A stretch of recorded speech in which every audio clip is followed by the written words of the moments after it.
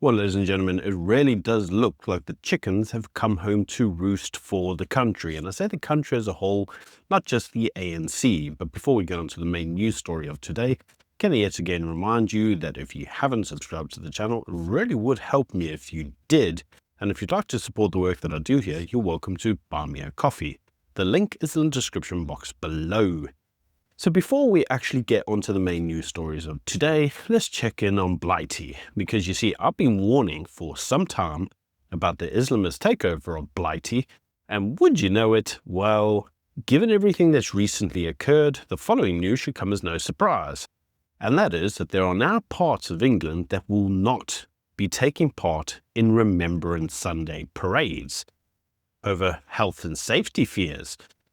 Now, if you recall, I did an article about the Tel Aviv games where the supporters were not allowed to go to the game because of health and safety, but actually it turned out to be an Islamist cause that didn't want to support Israel. Well, now, Remembrance Sunday can't support that either, because reasons?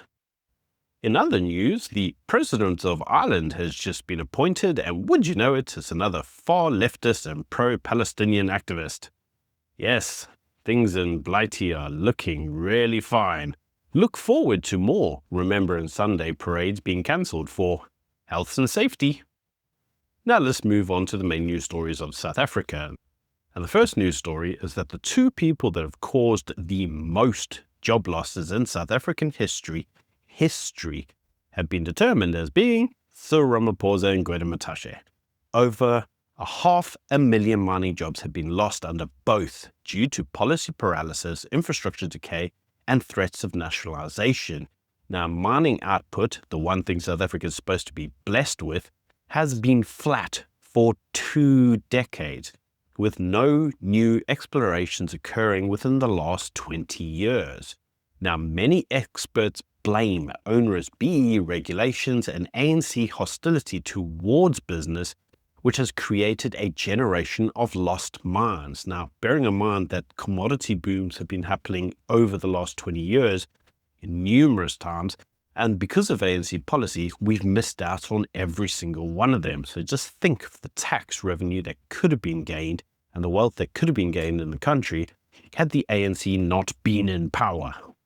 Now, we've all heard how BEE is the future, but here is a really good example of BEE destroying the future. Now, a mining expert has said that Gwede Mantashe himself has ignored all industry warnings and wanted to be remembered poorly. Now, on to the next news article, and this is actually around Trump's tariffs, because we've heard from Ramaphosa that we'll be fine. Well, according to the latest data, that 30% tariff that has been slapped on South Africa, well, it's currently destroying South Africa's competitiveness in manufacturing, automotive, and the agricultural sector. And would you know it, it's cutting GDP by 0.4%. Now, when you cut GDP by 0.4%, you actually don't really have any real growth. The last forecast was like 0.2%. That puts you in a recession. And at the moment, as of right now, the current lack of competitiveness in South Africa and that cutting of GDP is threatening up to 40,000 jobs in 2026, should the current situation not be reversed. Now, the Reserve Bank has actually chimed in and said that those tariffs are actually going to raise debt to GDP, and on the long term will cause serious trouble for South Africa's employment and fiscal stability, which means that we really need to sort those tariffs out rather quickly. Good thing the ANC is looking into the whole thing with great big urgency, except it's not. Now, overall, because of ANC ineptitude, what we are now seeing is that in a new survey done by Propaganda24, they found that there is growing support for military or authoritarian rule in South Africa as faith in democracy, well, pretty much collapsed. Now, South Africans cite rampant corruption, unemployment, and failed service delivery as reasons for this. Now, many political analysts warn of a dangerous nostalgia for order as democratic institutions weaken. So what we're effectively seeing here is that many individuals are looking at democracy and saying it's not achieved the results that we want, And really, even if we can get a benevolent dictator who will just put some order in the country, yeah, we'll take that. Anything at this point in time is better than the ANC. Now, ladies and gentlemen, one of the things that have recently come to light is the ANC's approach to water. Now, remember that you can live without electricity, you can live without a job, you can live without a lot of things, but you cannot live without water. Now, very interestingly enough, South Africa doesn't take its water crisis serious, and many individuals have asked the question as to why. Well, in a leaked report, it is shown that 777 million rand is currently being spent on water tankers in Swane, with up to 396 million rand possibly being paid without even valid purchase orders or for water. Now, this is leading to what individuals are calling the water mafia. Now, Action SA's mayor has faced accusations of fake invoices and tender fraud. Who knew Action SA is becoming as bad as the EFF and the ANC, whilst being in coalition with the EFF and ANC? No one ever saw that happening, ever. In any case, opposition parties are filing complaints with the public protector over what may be one of the largest local government fraud cases in years, all presided over by, well, Action SA. In any case, what you're seeing here is that South Africa doesn't want to fix the water crisis because too many individuals are making serious amounts of money on water tankers that are just kind of putting a plaster on the gunshot wound. Now, very interestingly enough, while I was in Israel, I met with a company that basically produces and cleans water for free in South Africa. It's a charity. And they told me themselves that they could not create many of the free recycling plants that they needed to in many rural villages because it would take away from the water mafias.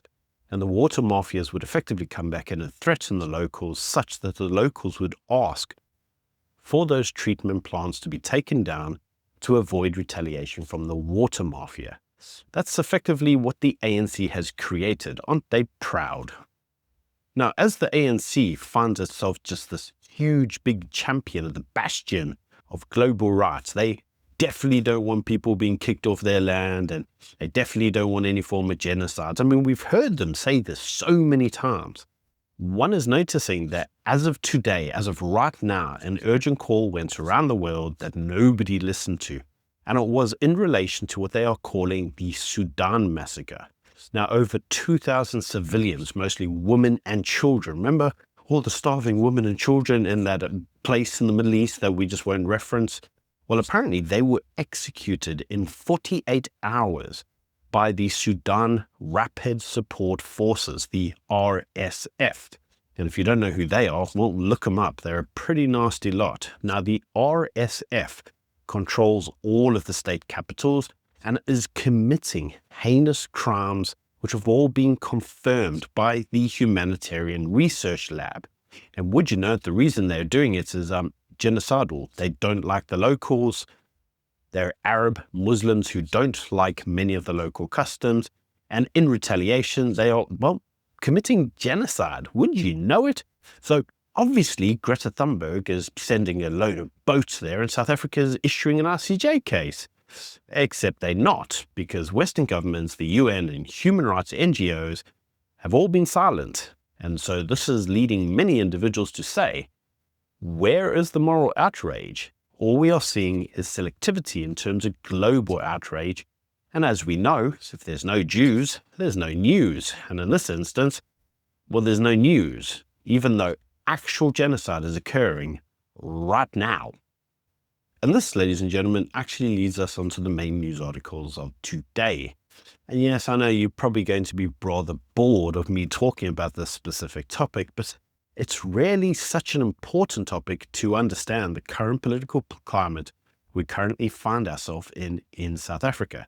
So let's turn first to the whole story of the UN Special Reporter for Palestine, Francesca Albanese, because according to the South African government, the service that was occurring to her of court papers was all unauthorized. But in the current latest news, the Americans brought receipts and confirmed that South Africa had actually authorized them to serve her with court papers. And they provided a copy of that on X. You can see that on the screen. So the South African government, specifically the Minister of Justice, now looks like a giant tool saying to the Americans, you weren't authorized to do this, even though they were. Now, I must say, yesterday I did a piece on News 24 and some of the propaganda that had gone out around the whole Boer refugee claim. And there were many of you who said, well, it's not just Boers.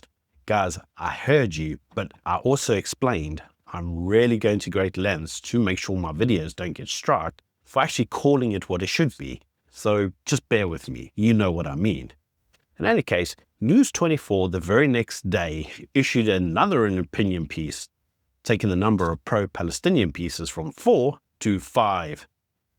But in any case, News 24 wrote an opinion piece arguing that South Africa should defend Francesca Albanese, who faces this legal action for her anti-Israel rhetoric. And it's not actually really just anti-Israel rhetoric. She faces defamation claims because they were made against kids and numerous other allegations. So it's not just anti-Israel rhetoric. But in any case, many critics are saying that Albanese's bias and anti-Semitic undertones are making her indefensible. Now, according to the News 24 opinion piece, we should protect her, though, because you see, she has freedom of speech, and so she can say whatever she wants. And so South Africa's alignments with her, even though it cements us as being deeply anti-Israeli, pro-Hamas, and possibly looking like a global supporter of terrorism, well, all of that is unimportant because you see, South Africa should be promoting this bastion of free speech. Now, I must say, I read this article and I didn't really know what to think because in one respect, I suppose you could say she's rather right. South Africa should defend free speech because we don't really just want to say, well, we don't like hate speech, speech we love to hate, and so we should ban it. I'm not really for that, but at the same time, Francesca Albanese is supposed to be independent, like News 24 is supposed to be independent. And so we should be holding those individuals to a greater degree of standard because many of them tend to rely on the argument of an appeal to authority. Trust me, bro, I'm a doctor, I know what I'm saying, so you should just accept it without questioning it. And we're seeing this in a large amount of the pro-Palestinian propaganda now going on. Accept what we say because we say it, it must be true, we wouldn't say otherwise, and if you think otherwise, you're a bigot. Now, I'm not really keen on that. Now, the individual is holding herself out to be a lawyer, that's Francesca. She's not a lawyer, she's got a law degree and she's got a master's in law, and that's pretty much it. She was never admitted to a bar and never actually spent a day working as a lawyer, but holds herself out as a lawyer. And you see, this itself is what is causing problems. Because you see, when you start to expose the propaganda, there are certain things that become apparent. Let's use, for example, the WH whistleblower who exposed the Gaza famine narrative. And this WHO representative to Israel has revealed that UN officials discussed labeling Gaza as a famine as early as December 2023. And it wasn't for science, it was to pressure Israel politically.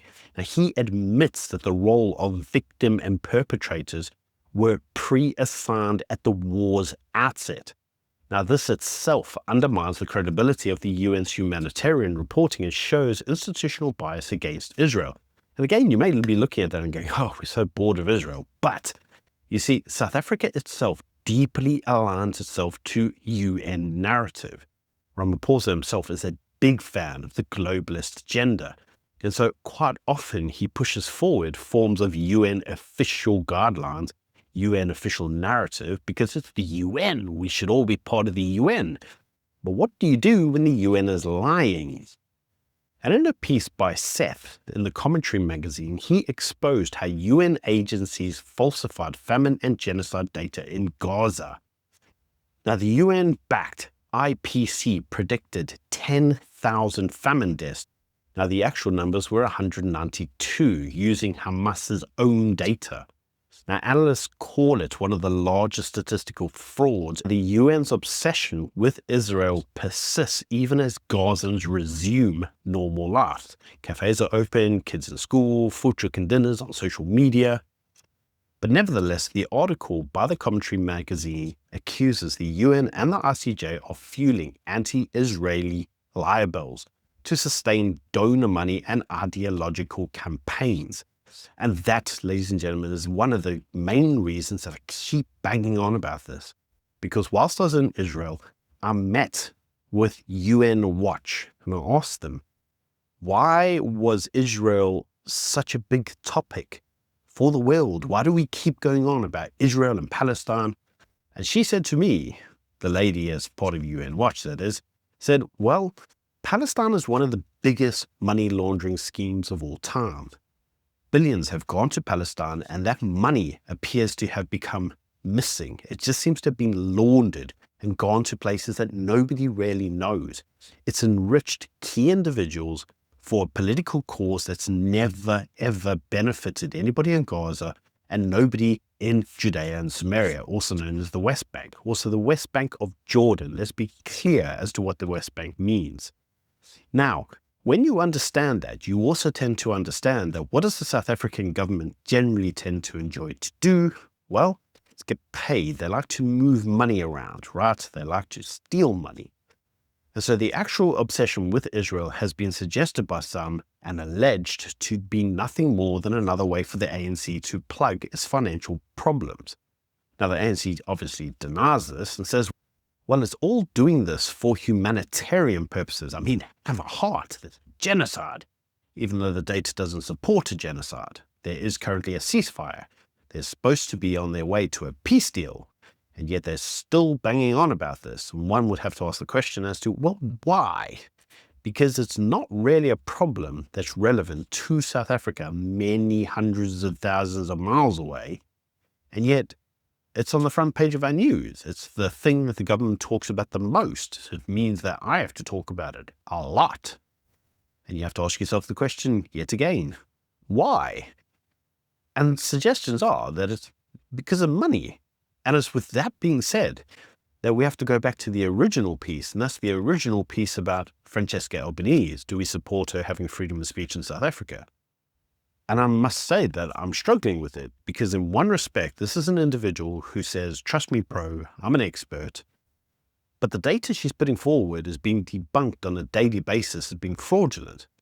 And the South African government is now relying on it as if somehow it's the gospel. And you're not allowed to question the narrative because if you do, they say that you don't have a heart. And what are you denying, that there's a genocide, bro? Yeah, I'm denying there's a genocide, bro, because the data is not supporting that. There is actually a genocide occurring right now in Sudan as of today. And there's crickets from all the moral activists, all the social justice warriors. They are not saying a thing. And so with that being said, should we be protecting Francesca Albanese? No. Kick her out the freaking country and send her somewhere else. She's not our problem. At least that's my view. Do let me know what you think in the comment section below. Until next time, bye.